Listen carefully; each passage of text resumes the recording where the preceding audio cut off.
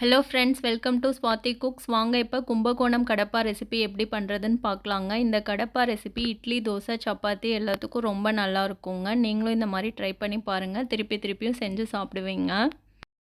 100 gram பாசிப்பருப்பை எடுத்து வாசனை வர்ற வரைக்கும் வறுத்து ஆற வச்சிடலாங்க.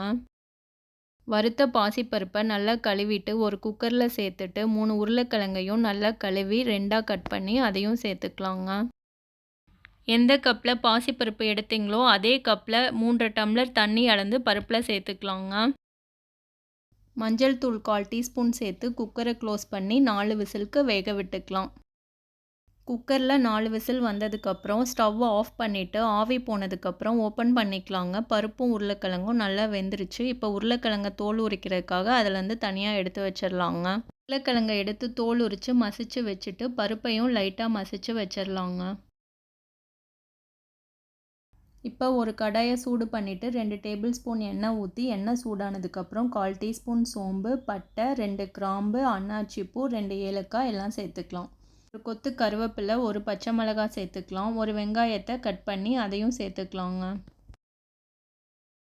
வெங்காயம் சாஃப்டாக வதங்கி வர வரைக்கும் வதக்கிக்கலாம். வெங்காயம் வதங்கினதுக்கப்புறம் ஒரு தக்காளியை கட் பண்ணி அதையும் சேர்த்துக்கலாம். தக்காளி நல்லா வதங்கி வர்றதுக்குள்ளே கடப்பாக்கு ஒரு தேங்காய் பேஸ்ட் அரைச்சிட்டு வந்துடலாங்க. 2 டேபிள் ஸ்பூன் தேங்காய்க்கு 1 டேபிள் ஸ்பூன் பொட்டுக்கடலை சேர்த்துக்கலாம். 1 இன்ச் இஞ்சி, 3 பல்லு பூண்டு சேர்த்துக்கலாம். பச்சை மிளகாய் 2, சோம்பு அரை டீஸ்பூன் சேர்த்துக்கலாம். கடப்பாக்கு பச்சை மிளகாய் தாங்க சேர்த்தணும், மசாலா சேர்த்த தேவையில்ல. நீங்கள் காரத்துக்கு ஏற்ற மாதிரி உங்களுக்கு எத்தனை பச்சை மிளகாய் வேணுமோ சேர்த்துக்கோங்க. இப்போ தண்ணி ஊற்றி நைஸாக அரைச்சிக்கலாம். தக்காளி நல்லா வதங்கி வந்ததுக்கப்புறம் மைய அரைச்சி வச்சுருக்க தேங்காய், இஞ்சி, பூண்டு விழுதை சேர்த்துக்கலாங்க. கூடவே 1 கப் தண்ணி சேர்த்து கடாயை மூடி வச்சு 4-5 நிமிஷத்துக்கு வேக விடுங்க. அப்போ தான் இஞ்சி பூண்டில் இருக்க பச்சை வாசனை எல்லாம் போய் நல்லா வெந்து வரும்.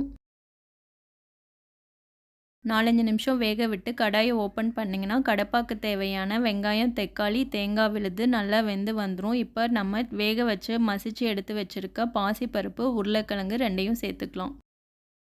தேவையான அளவு உப்பு சேர்த்து தண்ணி சேர்த்து நல்லா கலந்து விட்டுட்டு மூடி வச்சு வேக விட்டுடலாம்.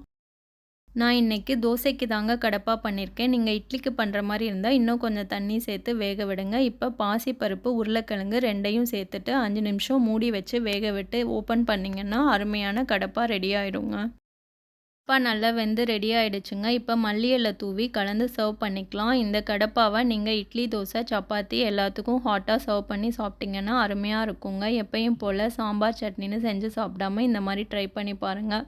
கடப்பா ரெசிப்பியை ஒரு தாட்டி செஞ்சு சாப்பிட்டிங்கன்னா திருப்பியும் செஞ்சு சாப்பிடுவீங்க. ரொம்ப அருமையாக இருக்குங்க. நீங்களும் ட்ரை பண்ணி பாருங்கள். ரெசிபி பிடிச்சிருந்தா சப்ஸ்கிரைப் பண்ணுங்கள். தேங்க்ஸ் ஃபார் வாட்சிங்.